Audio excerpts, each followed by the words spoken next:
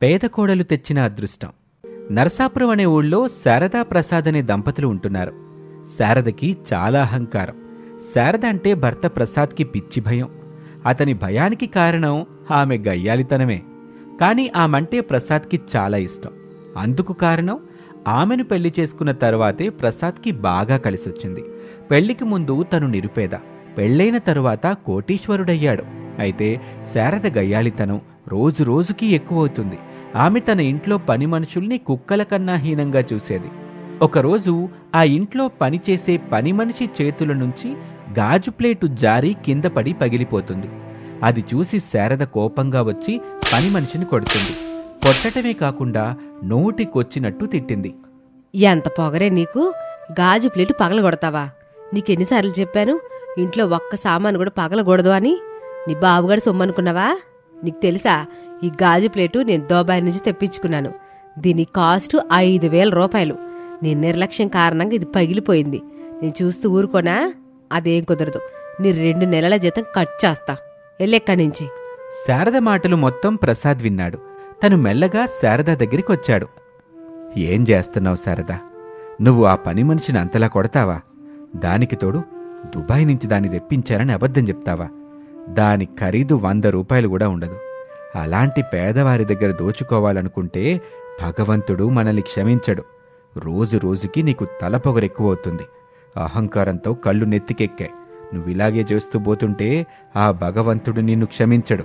గుర్తుంచుకో, డబ్బు శాశ్వతం కాదు, మానవత్వమే ఎప్పటికీ శాశ్వతం. ప్రసాద్ మాటలు విని శారదకి ఎక్కడా లేని కోపమొచ్చింది. ఆ కోపంలో ప్రసాద్తో, ఏంటి నోరు బాగా లెగుస్తుంది? నోటికొచ్చినట్లు దబదబ వాగేస్తున్నావు. నా ముందు నోరు లెగాలంటే 1000 సార్లు ఆలోచించాలి. ఆ పనికి మాలిన దాని గురించి నా మీద నోరు లెగుస్తుందేంటి? మీకంత ధైర్యం వచ్చేసిందా? ఒక విషయం మర్చిపోకండి, నేను వచ్చిన తర్వాతే మీరు కోటీశ్వర్లు అయ్యారు. నేను ఇంటి మహాలక్ష్మిని. నేను గనక వెళ్ళిపోతే తిరిగి మళ్ళా మీరు బేకారే. అది తెలుసుకుని నడుచుకోండి. ఆ సంగతి నాకు తెలుసు, అందుకే నోరు మూసుకొనుంటున్నాను. నువ్వు లేని ఇల్లు ఇల్లు కాదు. నువ్వు లేకపోతే నేను లేను. నువ్వు వచ్చిన తర్వాతే నాకు ఐశ్వర్యం వచ్చింది. దాన్నడ్డం పెట్టుకుని ఎగిరిపడుతున్నావు. ఇలాగే నువ్వు అహంకారంతో ఉంటే ఏదో ఒక రోజు దేవుడు నీకు తగిన శాస్తి చేస్తాడు. ఈ రోజు నుంచి నీ ముందు నేనస్సలు నోరు మెదపను. కాని గుర్తుపెట్టుకో, ఒకరోజు నువ్వే పశ్చాత్తాపడతావు. అలా జరక్కముందే కళ్ళు తెరు, లేదంటే ఇంక నిన్నెవ్వరూ కాపాడలేరు అని చెప్పి ప్రసాద్ అక్కడి నుంచి వెళ్ళిపోతాడు. ప్రసాద్ మాటలు పట్టించుకోకుండా శారద కూడా వెళ్ళిపోయింది. శారదా ప్రసాద్లకి ఒక్కగానొక్క కొడుకు రమేష్. మంచి మనసున్నవాడు. తనకి పెద్దలంటే చాలా గౌరవం.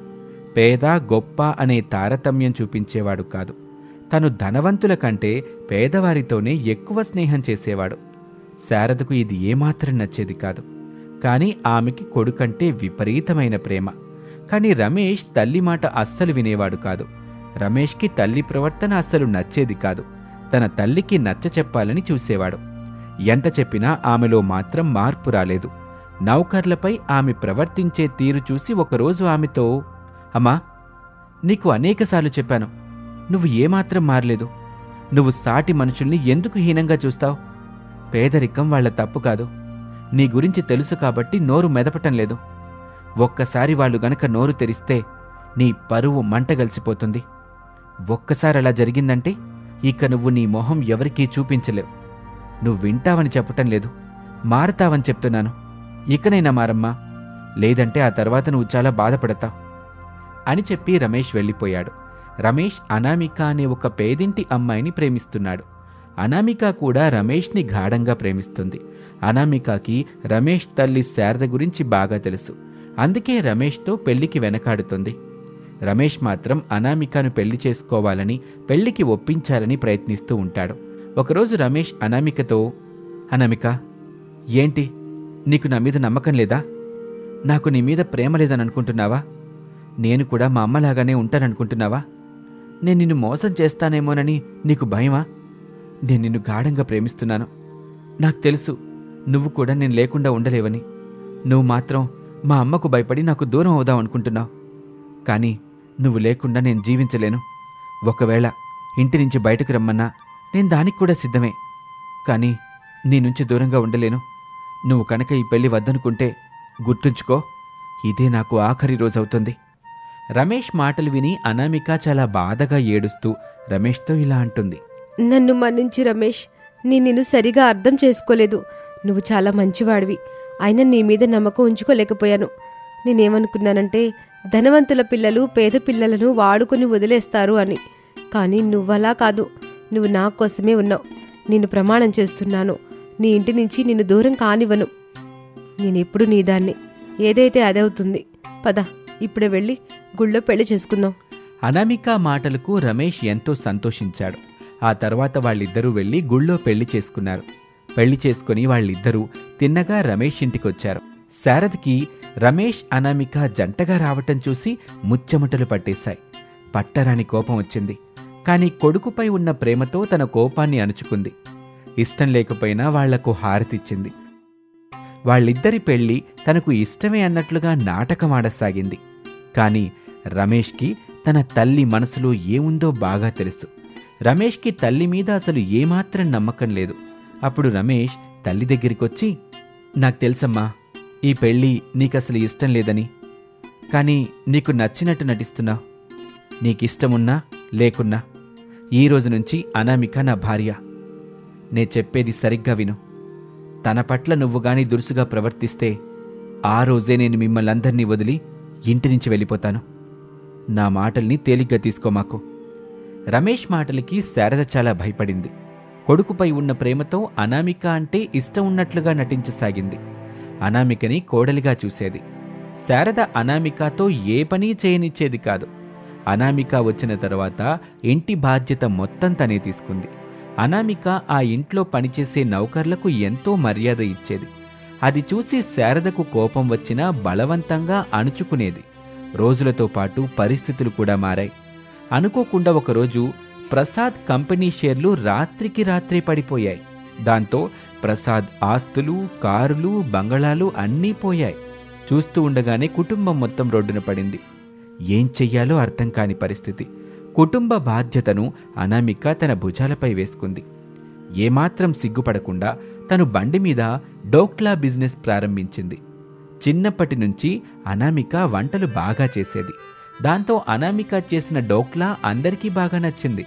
చూస్తూ ఉండగానే అనామిక డోక్లా వ్యాపారం బాగా పుంజుకుంది. అలా వచ్చిన డబ్బుతో ఆస్తులన్నీ తిరిగి సంపాదించింది. అప్పుడు అనామికను చూసిన శారదకు పశ్చాత్తాపంతో కళ్ళు చెమర్చాయి. ఆమె ఏడుస్తూ వచ్చి అనామికను కౌగులించుకుంటుంది. శారద ఏడుస్తూ అనామికతో ఇలా అంటుంది. అమ్మా అనామిక, డబ్బుందన్న అహంకారంతో సాటి మనుషుల్ని పురుగుల్లా చూశా.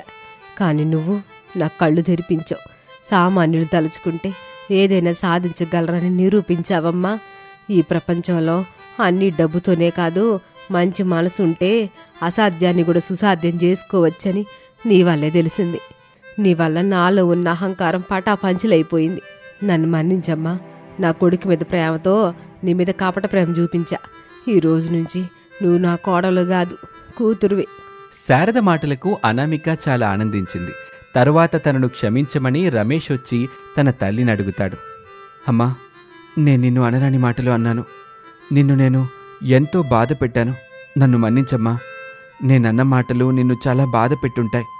నన్ను క్షమించమ్మా. నేను నీకు చేతులెత్తి దండం పెడతాను అని చెప్పి రమేష్ తల్లి కాళ్ల మీద పడతాడు.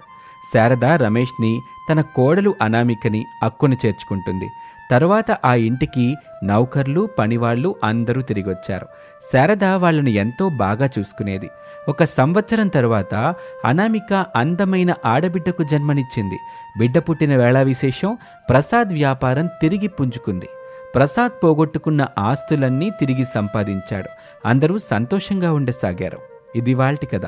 మరొక ఆసక్తికర కథలో మళ్ళీ కలుద్దాం. నమస్తే. ఎండాకాలంలో అతిదాహం కోడలు. అతిదాహం కలిగిన కోడలు అనామిక ఇంటి బయట ఏర్పాటు చేసిన ట్యాప్ దగ్గర కూర్చొని ఆ ట్యాప్కి వాటర్ పైప్ పెట్టుకొని అదే పనిగా నీళ్లు తాగుతూ ఉంటుంది.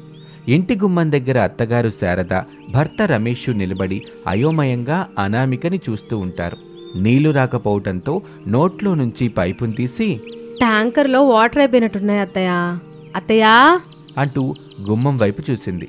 తన వైపే చూస్తున్న ఆందోళనగా వస్తున్న అత్తగారు శారద, భర్త రమేష్ కనిపించారు. అత్తయ్య అత్తయ్య ట్యాంక్లో నీళ్ళు అయిపోయినట్టున్నాయి, వెళ్ళి మోటార్ వేయండి, ట్యాంక్ నింపండి, నాకు బాగా దాహం వేస్తుంది. వెళ్ళండి వెళ్ళండి, వెళ్ళి ఆ నీళ్ళ మోటార్ వేయండి, దాహాన్ని తట్టుకోలేకపోతున్నాను. శారదకి కోపం వచ్చింది. పళ్ళు కొరుకుతూ, నీ అమ్మ కడుపు మాడ, ఏం దాహమే అది, నీ దాహం తగలయ్యా. మన ఇంటి పైన పెట్టుకున్నది మామూలు ట్యాంక్ కాదు, 2000 లీటర్ల నీళ్లు పట్టే ట్యాంక్ అది. అట్లాంటి ట్యాంకులు ఇప్పటికే 4 తాగేసావు, అంటే దాదాపుగా 8000 లీటర్ల నీళ్లు తాగినట్టు నువ్వు. అయినా నీ దాహం తీరట్లేదు. ఇది ఎక్కడ దాహమే? నీ దాహాన్ని భరించడం మా వల్ల కాదు కోళ్ళ. అవునన్నమిక, అమ్మ చెప్పింది అక్షరాల నిజం. ఇప్పుడు మనం మోటార్ వేస్తే నీళ్ళు వస్తాయో రావో కూడా తెలియదు. అలా అంటారా? సరేనండి, నేను నా దాహాన్ని తీర్చుకుంటాను. నాది దాహాన్ని ఎవరు ఆపలేరు. నేను ఎలాగైనా నా దాహాన్ని తీర్చుకుంటానులేండి అని నీళ్ల పైపు పట్టుకొని క్షణం కూడా ఆలస్యం చేయకుండా గబుక్కున గోడ ఎక్కి పక్కింట్లోకి దూకింది. అమ్మా, అనామిక పక్కింట్లోకి దూకింది. వాళ్ళ ట్యాంక్ నీళ్ళని తాగేస్తుందమ్మా. అసలే ఆ ఇంటి రమణికి నీకు పడదు. అతిదాహం కలిగిన అనామిక ఆ నీళ్లు మొత్తం తాగేస్తే ఆ రమణి ఊరుకుంటుందా? ఊరంతా పిలిచి గొడవ పెడుతుంది. అనామిక వంకతో నిన్ను తిట్టని తిట్టకుండా తిడుతుందమ్మా, ఆలోచించుకో అని రమేష్ చెప్పగానే శారద అదిరిపడుతుంది. ఎల్లు బాబు, పక్కింటికెళ్ళు. ఎట్టగైనా అనామికని ఆ రమణి ఇంట్లో నుంచి నీళ్లు దాక్కుండా చూడరా, ఎల్లు అని చెప్పగానే రమేష్ వెంటనే రమణి ఇంటికొచ్చాడు.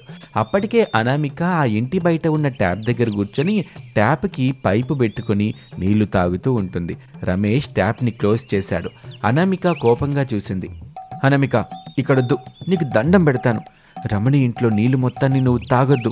రమణి మన మీద కేసేసినా వేస్తుంది. అదంతా నాకు తెలీదు. నాకు తెలిసిందల్లా నా దాహాన్ని నేను తీర్చుకోవటమే. ఆ ట్యాప్ని ఓపెన్ చేయండి, నేను దాహానికి తట్టుకోలేకపోతున్నాను. దాహం, అబ్బా నాకు చాలా దాహంగా ఉంది. అనామిక కోపంగా రమేష్ని నెట్టేసింది. రమేష్ కింద పడ్డాడు. అనామిక పట్టించుకోకుండా ట్యాప్ ఓపెన్ చేసుకుని నీళ్లు తాగుతూ ఉంటుంది. రమేష్ లేచి, అమ్మా, అనామిక నా మాట వింటలేదు, నన్ను నెట్టేసి నీళ్లు తాగుతుంది, ఇక నువ్వే రావాలి. అనామిక నీళ్లు తాగడం ఆపేలా లేదు అని గట్టిగా అనటంతో శారద చకచక రమేష్ దగ్గరికి వచ్చింది. బాబు రమేష్, నువ్వెళ్ళి మోటార్ వేసి ట్యాంక్ నింపుపో, నేను కోడల్ని తీసుకొస్తానులే. రమేష్ అక్కడి నుంచి వెళ్ళిపోయాడు. శారద అనామిక దగ్గరికి వచ్చింది. అప్పటికే ఆ ట్యాంకులోని పూర్తిగా నీటిని అనామిక తాగేసింది. నోట్లో నుంచి నీళ్ల పైపు తీసి, అత్తయ్య, ఈ ట్యాంక్లో కూడా నీళ్లు అయిపోయినట్టున్నాయి, వెళ్ళి రమణి పిన్నికి మోటార్ వేయమని చెప్పండి. గట్టిగా అరో భాగ్య అనామిక, ఇంట్లో ఉన్న రమణి గనక మన మాటలు ఏందంటే దండే ఆటర్ చేసుద్ది, ఎద్దున దెబ్బలతో పచ్చడి చేసుద్ది. మన ఇంటికి పద, నేను మన మోటార్ వేస్తానులే, ట్యాంక్ నింపుతా పద. నిజంగా నింపుతారు కదా? అయ్యో, నింపుతాను పదవే. నీ అతిదాహం గురించి నాకు తెలుసు కదా, ముందు మనం ఇక్కడి నుంచి వెళ్ళిపోవాలి, పదా. అనామిక చేతిని పట్టుకొని శారద తన ఇంటికొచ్చింది. అనామిక వెళ్ళి ట్యాప్ దగ్గర పైప్ పట్టుకొని కూర్చుంది. రమేష్ వచ్చాడు. దిగులుగా ముఖం పెట్టి, అమ్మా, మన బోర్ ఎండిపోయిందే, నీళ్లు రావటం లేదు అని చెప్పగానే శారద కళ్ళు తిరిగి కింద పడిపోయింది. రమేష్ కంగారు పడుతుంటే అతిదాహంతో ఉన్న అనామిక కింద పడిన అత్తగారు శారదని పట్టించుకోకుండా నీళ్ల పైపు తీసుకొని అలా ఊళ్ళోకి పరుగు తీసింది.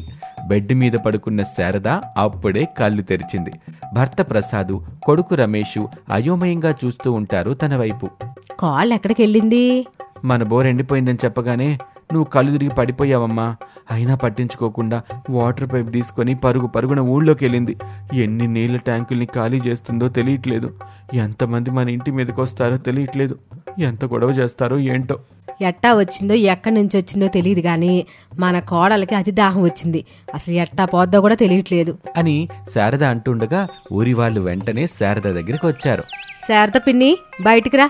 ప్రసాద్ బాబు గారు తామరు కూడా బయటికి రండి అని అరుస్తూ ఉంటారు.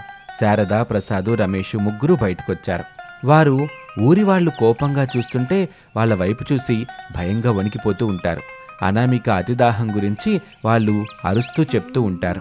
ఇట్ట చూడండి, మీ అరుపుల్లో బాధ నేను అర్థం చేసుకోగలను. నా కోడలకేమో అతి దాహం ఉంది, అందువల్ల అందరిళ్ళలో నీళ్లు తాగేస్తుంది. చాలా ఇళ్లలో బోర్లు కూడా ఎండిపోయాయి. అసలు ఇది ఎండాకాలం కదా, నేల కష్టాలు ఎట్టా ఉంటాయో నాకు బాగా తెలుసు. మీ అందరూ నన్ను క్షమించేసి వెళ్ళిపో. మరెండిపోయిన మా బోర్ల సంగతి ఏంటి? అందుకు మేమేదో ఒకటి ఆలోచిస్తానులే అమ్మా. ఇప్పుడైతే వెళ్ళండి. ఇప్పుడు మా కోడలు అనామిక ఎక్కడుంది? మా ఏళ్లలోని నీళ్లు మొత్తం తాగడం పూర్తయ్యాక అడివైపుకి వెళ్ళింది. పదరా బాబు, అనామిక అడవిలో ఉన్న నీటి కొలంలో ఆ పైప్ పెట్టి నీళ్లు తాగితే. వామ్మో అమ్మా, ఇప్పుడు ఊళ్ళోని బోర్లు ఎండిపోయాయి. అనామిక అడవికి వెళ్ళింది. నీళ్ళ కొలన్లు కాలువలు ఎండిపోతాయి. ఆ తర్వాత నదిలో కూడా వెళ్తుంది. నది మొత్తాన్ని తాగేస్తుంది. పదండి, ముందుగా మనం అనామికని ఎలాగైనా పట్టుకొచ్చి ఇంట్లో బంధించాలి. మీరు వెళ్ళండి అని శారదా, ప్రసాదు, రమేషు వల తీసుకుని అడవిలోకి వెళ్తారు. ముగ్గురు అనామిక కోసం వెతుకుతూ ఉంటారు. అనామిక ఒక కొలను ఒడ్డున కూర్చొని ఆ కొలంలో వాటర్ పైపు వేసుకుని నీళ్లు తాగుతూ ఉంటుంది. ముగ్గురు అనామికని చూశారు. అనామిక నీళ్లు తాగుతూ ఉండగా ఒక పథకం ప్రకారం ముగ్గురు తీసుకొచ్చిన వలని అనామిక మీద వేసి ఎటూ పారిపోకుండా గట్టిగా పట్టుకున్నారు. ఊరి వాళ్ళు ఒక దగ్గర కలిసి అనామికకి ఉన్న అతిదాహం గురించి మాట్లాడుకుంటూ ఉంటారు. ఇక శారదా, రమేషు, ప్రసాదులు వలలో బంధించిన అనామికాని తీసుకొని ఇంటికొచ్చారు. బెడ్రూమ్లో వేశారు. వల తీసిన తర్వాత చేతులు కట్టేశారు. అత్తయ్య, మావయ్య, నా బాధను అర్థం చేసుకోండి. నాకు అతిదాహం వేస్తుంది. నేను నీళ్లు తాగాలి, లేదంటే చిరాకు వస్తుంది, కోపం వస్తుంది. ఏం చేస్తానో కూడా నాకే తెలియదు. నన్ను వదిలిపెట్టండి. నిన్ను వదిలిపెడితే ఏం జరుగుద్దో మాకు తెలుసులే కోళ్ళ. అందుకే నిన్ను బెడ్రూమ్లో బంధించాలనుకుంటున్నావు. ఎక్కడి నుంచి ఎక్కడికి వెళ్లేదే లేదు నువ్వు. అమ్మా, అనామికని బంధించటం కంటే అసలు అనామికకి ఈ అతిదాహం అనేది ఎలా వచ్చిందో అనామికని అడుగమ్మా. అవును కోళ్ళ, మేము ఆ ఊరు వెళ్ళినప్పుడు నువ్వు ఒక్కదానివి ఇంటి దగ్గర ఉన్నావు కదా, అప్పుడేమైనా జరిగిందా ఏంటి? మన ఇంటికి ఎవరైనా వచ్చారా? అప్పుడు అనామిక కాసేపు ఆలోచించుకొని, అవునత్తయ్య, ఒక రోజున నేను టీవీ చూస్తున్నాను. అప్పుడు ఒక మహర్షి ఇంటికి వచ్చాడు. దాహంగా ఉంది, నీళ్ళిమ్మని చెప్పి అడిగాడు. నేనెవరో బిచ్చగాడు అనుకొని కొంచెం కోపంగా, నీళ్ళు లేవు ఏమి లేవు, వెళ్ళిపోండి. అన్నం కావాలని ఒకరు, నీళ్లు కావాలని ఒకరు, కొంచెం కూరంటే ఎండని ఒకరు, ఇట్టా ఇంటి దగ్గర ప్రశాంతంగా ఉండనివ్వకుండా చేస్తూ ఉంటారు. ఏ మనుషులో ఏమో అని చెప్పి గట్టిగా అరిచాను. అప్పుడు మహర్షి, ఎంత పొగరు, దాహంగా ఉందని నేనొచ్చి నీళ్ళు అడిగితే కనీసం జాలి కూడా లేకుండా నోటుకొచ్చినట్టు మాట్లాడావు. నీకు అతిదాహం అనే శాపం ఇస్తున్నాను. అతిదాహం నిన్ను ఒక దగ్గర నిలబడనీయకుండా చేస్తుంది అని చెప్పి నన్ను హెచ్చరించారు అత్తయ్య. నేను బయటకు వచ్చి చూశాను. అప్పుడు నాకు మన ఇంటి దగ్గర నుంచి వెళ్తున్న మహర్షి కనిపించాడు. పరుగున వెళ్ళి నేను కూడా బ్రతిమలాడాను, కానీ ఆయన రాలేదు. ఎంత జరిగిందా? సర్లే కోళ్ళ, ఆ మహర్షి ఎటువైపు వెళ్ళాడో నీకేమైనా గుర్తుందా? పక్కూరి వైపు వెళ్ళినట్టు అనిపించింది అత్తయ్య.